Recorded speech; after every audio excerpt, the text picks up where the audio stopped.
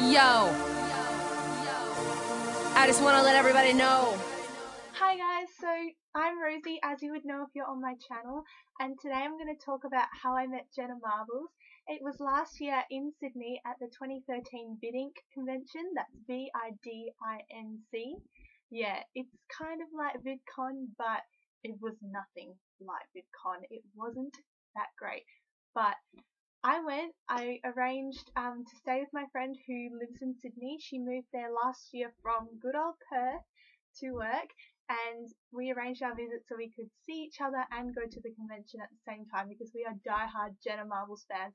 We've been Jenna Marbles fans ever since 2010, and we were so excited to meet her. But the thing is, like, we didn't know if she was going to be able to go because of her work commitments and all that sort of thing. So when I got there in Sydney the week before the convention, we still didn't have tickets. Got to the Friday before the convention started, when the convention was on the Saturday, Sunday, and we still didn't have tickets. We were only going to the Sunday part because that was when the fan bit was. The Saturday was the workshops. So we went down to the Ticketek outlet at Westfield, and we were going to buy them at 3 o'clock in the afternoon. They weren't sold out, but the clerk at the outlet said, "Oh, sorry, they stopped selling them at 2 o'clock.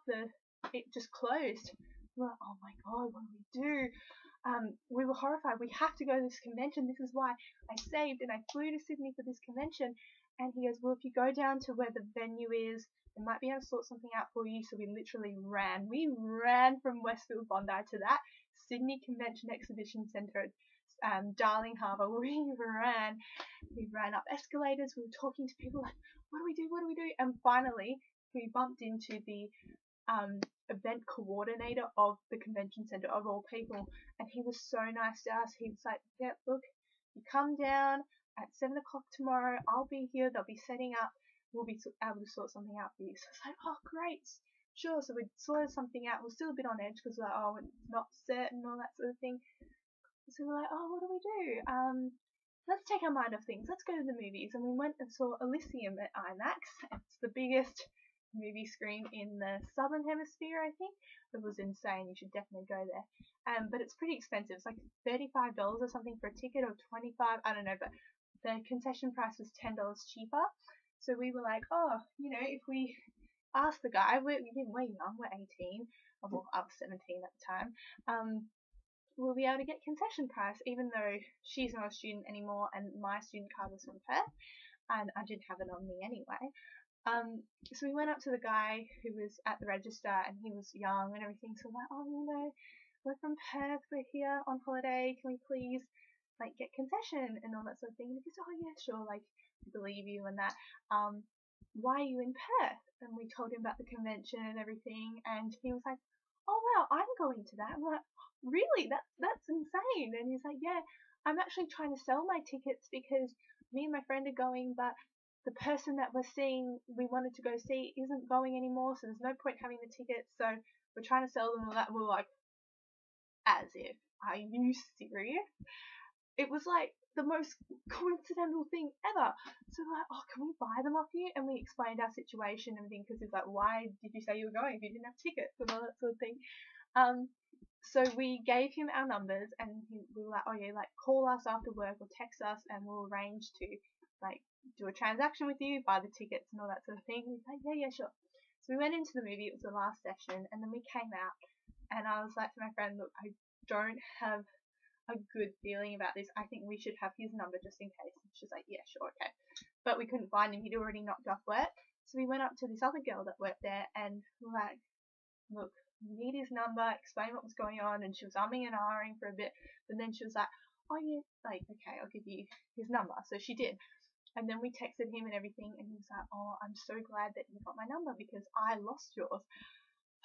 So that was the second moment of the day. First was finding him. Second was having the intuition to get his number. So we arranged to meet him the next evening and buy the tickets off him. And he showed up with his friend that had the other ticket. And wouldn't you know, it's the girl that we got the number off. So that was even better. So we had these tickets for this convention, and my friend couldn't come in the morning because she had work, but she was meeting me there after, which was alright because Jenna Marbles wasn't going on stage until the last act, 7 o'clock. But I was like, look, I'll get there. Like, I've got nothing to do that day while you're at work. I'll get to the convention and everything on time. And it started at 10, so I got there at 9. Whoa, there was a line so far. It snaked so far. I didn't think I was going to get in. Everyone standing around me, we didn't think we were going to get in because the line was just so huge, and we didn't think the convention could fit this many people in it, but they had to open like another hall next to it, so it was alright. But finally got there. My ticket was like $50 something, and I was expecting it to be like VidCon, like all these things to do, like music, games, panels, like all this sort of thing. There wasn't. Literally walked in, there's like an empty hall with a screen there, and that was where like meet and greets were. We'll get to that later. And then the other hall, there was a photo booth, which was pretty good. We got like some photos there and everything, and then lollies, which sold out, food, which sold out, energy drinks or Gatorade or something that sold out, and a video game thing. People having fun with that, I guess. It wasn't really my thing. And not that I'm not into video games, but whatever, like, I didn't know that game, or it was some competition and I was there too late or something like that. I can't really remember. And then there was like right smack bang in the middle a comic book store, and like, yeah, sure, cool, comic books, some people are into them, but you can't just assume everybody at a YouTube convention likes comic books. Just because like we're considered nerds doesn't mean we all like the same typical nerdy things. And then at the back there was a stage, and it had like random acts performing at the start before like the YouTubers Paint, Tabascus, Ryan Higa, those Korean chicks that sing the Gangnam Style. I forget their names, but they're pretty cool. And obviously Jenna and all that sort of thing came on to perform. But all these singers were really, they weren't great. I didn't know who they were. They must be YouTubers, but then they all seemed to be singing Beauty and the Beat by Justin Bieber. And I was like, okay, you all singing the same song, like, didn't you coordinate this? So I'm like, I got some lollies, and then I walked around, and I was like, what do I do? Like, why am I here? I paid $50 something for this. I feel really ripped off. And I have to wait until 7 o'clock to see Jenna. Ryan's not going on till 6. Tabascus isn't going on till later. Yeah, and the host, oh, like, I'm sorry, Vidinc, but I'm so glad you weren't on this year. I wouldn't have gone. Like, you weren't great. The host thought he was hilarious. I didn't know who he was. They should have picked some big YouTuber. Like, I reckon Lauren Curtis would have been a good host. She was there with Chloe Morello, but I didn't get to see them. I couldn't find them. God damn, look at you with your giant cactopus. Got a handful of ones just to spend a few flaps.